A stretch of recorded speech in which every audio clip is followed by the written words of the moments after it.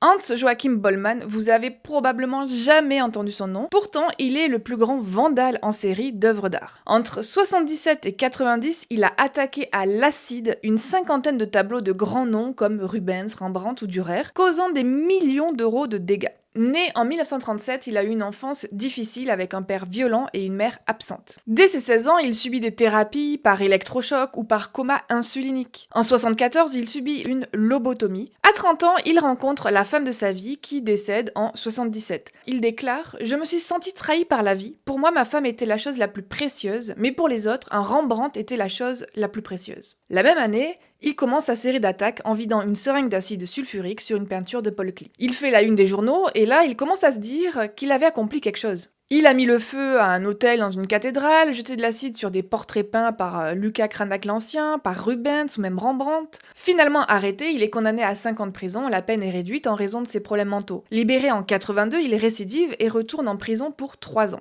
En 87, il attaque à nouveau, cette fois 3 peintures de Dürer. Cette fois-ci, l'État allemand comprend que l'hôpital psychiatrique serait peut-être plus adapté. Il sera interné pendant 15 ans et malgré 2 petites évasions, il reçoit un traitement adapté et suit même des cours de thérapie par l'art. Il est désormais libre mais mort depuis 2009. Il est aussi important de noter que toutes les peintures qui ont été attaquées à l'acide ont été restaurées et n'ont aucun stigmate des attaques.